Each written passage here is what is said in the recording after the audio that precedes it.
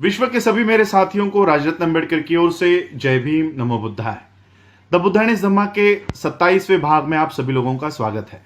कल के भाग में हम लोगों ने देखा कि तथागत बुद्ध ये कपिल वस्तु में गए, राजा शुद्धोधन से उनकी मुलाकात हुई। राजा शुद्धोधन की बहुत इच्छा थी कि वो अपने बेटे के पास या उनका बेटा उनके पास वापस चला आए, लेकिन तथागत बुद्ध का दृढ़ निश्चय देखते हुए राजा शुद्धोधन की ये भावना उनके मन में ही रही। और दूसरे दिन जब तथागत बुद्ध भिक्षा पात्र लेकर कपिल वस्तु में भिक्षा के लिए निकले, जिस कपिल वस्तु में वो रथ में अपने नौकर चाकरों के साथ निकला करते थे, और फिर उसी कपिल वस्तु में वो हाथ में भिक्षा पात्र लिए मिट्टी का भिक्षा मांगने के लिए निकले, और फिर राजा शुद्धोधन ने उन्हें आकर रोका और उन्होंने कहा कि ये राजा के वंश को ये शोभा नहीं देता। तब तथागत बुद्ध ने कहा कि वो राजा के वंश के नहीं है, वो प्राचीन बुद्ध के वंश के हैं, और उनका ये इस तरह से खाना, भिक्षा मांग कर ही खाना, ये उनका नियम है। इस तरह से उन दोनों में बातें हुई और फिर राजा शुद्धोधन ने तथागत बुद्ध को अपने घर पर आने का न्योता दिया। अब देखते आगे। तथागत बुद्ध जब राजा शुद्धोधन के घर गए तो सभी सगे संबंधी, दोस्त ये आकर तथागत बुद्ध को उन्होंने नमन किया, उनका स्वागत किया, चरण स्पर्श करके सभी आपस में कुशल कर्म एक दूसरे के पूछ रहे थे। तब राहुल माता यशोधरा ये तथागत बुद्ध को मिलने नहीं आई। शुद्धोधन जब राहुल माता यशोधरा के पास गए और उनको कहा, नीचे आने का निवेदन दिया, तब राहुल माता यशोधरा ने कहा कि अगर तथागत बुद्ध के मन में उनके लिए थोड़ा भी आदर है, थोड़ा भी स्नेह है, तो वो खुद राहुल माता यशोधरा के कक्ष में आकर उनसे मिलेंगे। तथागत बुद्ध ने यशोधरा के बारे में पूछा कि यशोधरा कहाँ है। तब शुद्धोधन ने कहा कि वो नीचे नहीं आने वाली, और फिर वैसे ही तथागत बुद्ध खड़े हुए और फिर वो राहुल माता यशोधरा इनके कक्ष में जाने के लिए तैयार हुए। जाते समय उन्होंने उनके जो शिष्य थे सारिपुत्त और मोगलान, इनको साथ लिया और उनको कहा, सारिपुत्त और मोगलान को तथागत बुद्ध ने कहा कि मैं तो मुक्त हूं, लेकिन यशोधरा अभी भी मुक्त नहीं है। इतने लंबे समय तक मुझे नहीं देख पाने की वजह से वो बहुत दुखी है। जब तक उसका दुख आंसुओं के मार्ग से बह नहीं जाता, उसका जीव भारी ही रहेगा। यदि वह तथागत का स्पर्श भी कर ले तो उसे रोकना नहीं। इस तरह का ये इंस्ट्रक्शंस, इस तरह की बातें उन्होंने सारिपुत्र और मोगलान को कही। और फिर जब तथागत यशोधरा के कक्ष में गए तो यशोधरा गहरी सोच में डूबी हुई थी, और जिस तरह से एक प्याला पूरी तरह से भरा हुआ होता है, उस तरह से यशोधरा का जो हृदय था वो स्नेह से, आदर से ये तथागत बुद्ध के लिए भरा हुआ था। उन्होंने जैसे ही तथागत बुद्ध को देखा, वो ये भूल गई कि अब वो तथागत बुद्ध है, वो सिद्धार्थ नहीं है, राजकुमार सिद्धार्थ गौतम नहीं है।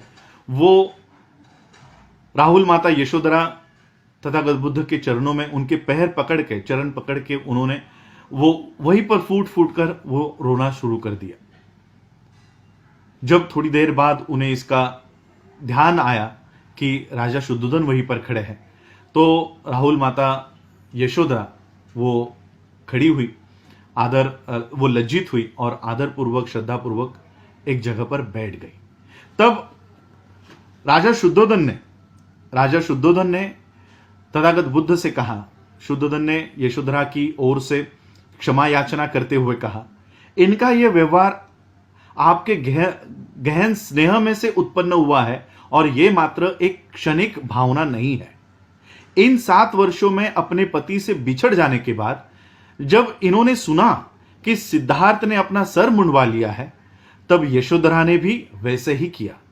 जब इन्होंने सुना कि सिद्धार्थ ने गहनों और सुगंधित द्रव्यों का परित्याग कर दिया है, तो यशोधरा ने भी उनका प्रयोग त्याग कर दिया।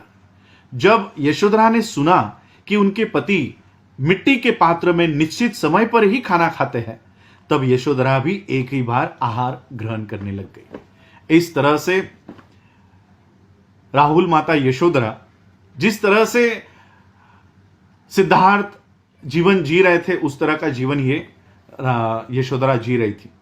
राजा शुद्धोधन ने कहा कि यदि ये मात्र क्षणिक भावुकता नहीं है तो उससे ऊपर है, तो ये सब इसके साहस का ही परिचक है। यानी ये जो यशोधरा ने कृत्य किया है, उनका जो आचरण है, इसके लिए बहुत साहस की जरूरत है और इस तरह का साहस यशोधरा ने दिखाया है।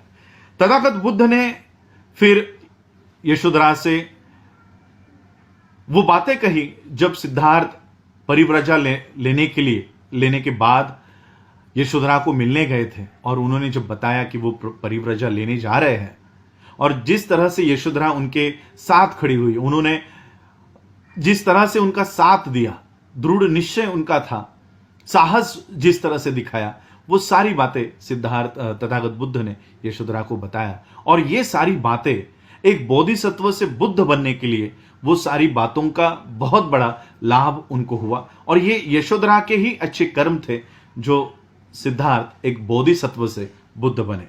तो इस तरह की यशोधरा में और तथागत बुद्ध में इस तरह से बातें हुई। तब यशोधरा ने उनके जो 7 साल के बेटे थे राहुल, उनको एक राजकुमार की तरह वस्त्र पहनाए, कपड़े पहनाए और फिर उनसे बोली कि वो जो महाश्रमण वहां पर खड़े हैं, जिनकी छवि इतनी तेजस्वी है, वो तुम्हारे पिता है, वो तुम्हारे पिता है।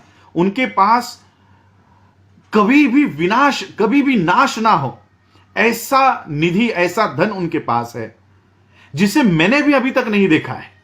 उनके पास जाओ और वो अविनाश, जिसका कभी विनाश नहीं हो सकता, वो निधि, वो धन उनसे मांगो, क्योंकि एक पुत्र को अपने पिता की संपत्ति का अधिकार प्राप्त होता है और इसलिए उस संपत्ति का उत्तराधिकारी के तौर पर आप उस संपत्ति को मांगो। ये यशोधरा ने राहुल को समझाकर भेजा। राहुल ने उत्तर दिया, जो छोटा 7 साल का राहुल है, उसने उत्तर दिया, मेरे पिता कौन है? मैं तो सिर्फ केवल शुद्धोधन को ही अपना पिता जानता था। तो अब यशोधरा ने उस 7 साल के बच्चे को गोद में उठाया और खिड़की में से बुद्ध की ओर इशारा करते हुए कहा कि वो जो भिक्खु संघ के बीच में जो बैठे हुए भोजन ग्रहण कर रहे हैं, और राहुल को बताया कि वो ही आपके पिता है, शुद्धोधन आपके पिता नहीं है। तब राहुल उनके पास गया, राहुल तथागत बुद्ध के पास गए और उनके चेहरे को देखते हुए निर्भयता, बिना किसी डर के और अत्यंत स्नेहपूर्वक, अत्यंत आदरपूर्वक उन्होंने कहा कि क्या आप मेरे पिता हो? क्या आप मेरे पिता हो? और उनके पास खड़े होकर राहुल ने आगे कहा, हे महाश्रमण, आपकी तो छाया भी बहुत सुखकर है। तथागत मौन ही थे, बिना किसी शब्द को कहे वो वैसे ही खड़े थे। जब तथागत ने अपना भोजन ग्रहण कर लिया, समाप्त कर लिया, तो उन्होंने आशीर्वाद दिया और महल से वो चल दिए। लेकिन राहुल भी ये तथागत बुद्ध के पीछे चलने लग गया। राहुल को किसी ने नहीं रोका और तथागत ने भी राहुल को अपने पीछे आने से नहीं रोका। तथागत ने सारिपुत्र की ओर देखा और सारिपुत्र को बताया कि मेरा पुत्र, ये मेरा बेटा उत्तराधिकार मांग रहा है, मेरा उत्तराधिकार मांग रहा है।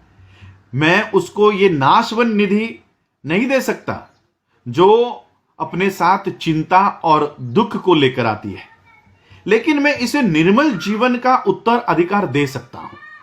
एक ऐसा निधि, एक ऐसा धन जो कभी नष्ट नहीं हो सकता, ऐसा धन मैं इसको दे सकता हूं। तब राहुल को गंभीरता के साथ संबोधित करते हुए तथागत ने पूछा, सोना चांदी, तथागत ने कहा कि सोना चांदी हीरे जवाहरात तो मेरे पास नहीं है।